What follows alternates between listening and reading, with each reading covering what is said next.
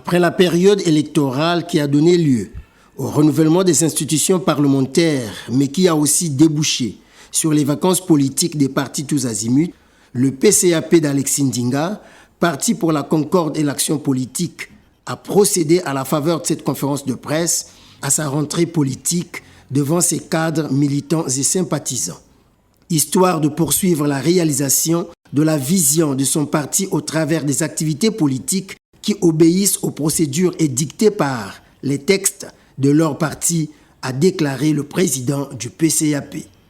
Déjà, les premières annonces des actions à mener ont été faites justement par la bouche autorisée du PCAP, Alexis Ndinga.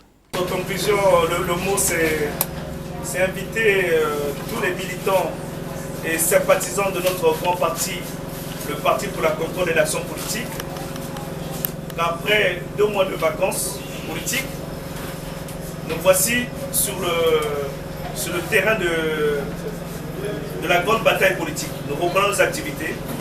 J'invite tous les fédéraux de reprendre activement leur travail. Je reste disposé et disponible près d'eux avec bien sûr le bureau qui m'accompagne. Bien sûr qu'aujourd'hui, certains membres ne sont pas là pour des raisons dont nous venons d'évoquer.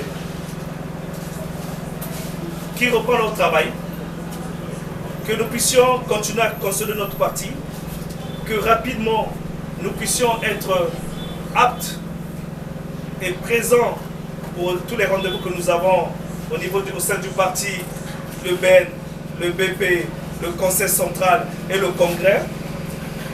Pour nous, et dans l'analyse que nous avons, je me battrai à convaincre le BEN comme le BP et le Conseil central pour qu'un congrès extraordinaire se tienne au plus tard fin avril 2023.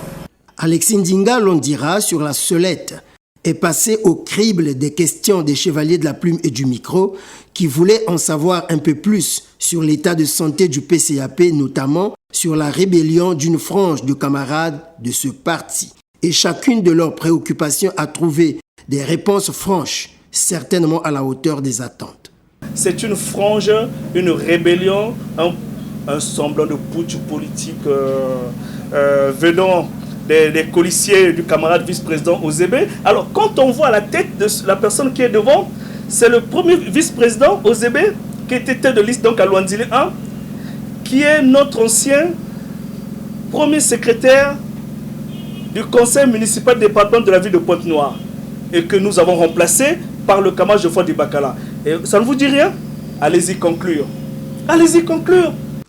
Dans la dynamique de la présente rentrée politique, Alexis Ndinga, en père de famille, a lancé un appel à tous les camarades, militants et sympathisants du PCAP, même égarés, de poursuivre ensemble la construction de la vision de leur grand et glorieux parti, non sans empêcher ceux qui entendent quitter le navire PCAP de le faire sans anicroche. Donc rassurez-vous que chacun chez lui, il vient, la porte est... C'est la maison commune, elle est ouverte, chacun vient, il n'y a aucun problème. Ça, je peux vous dire que non, ils sont libres. Mais en toute responsabilité, comme dit notre devise, tous sont responsables. Contre vents et marées, Alexis Ndinga, président du PCAP, est déterminé à voir son parti s'établir sur l'échiquier national et apporter sa modeste pierre à l'édifice démocratique et socio-économique de notre cher et beau pays. PCAP, tous responsables, tous responsables, tous responsables.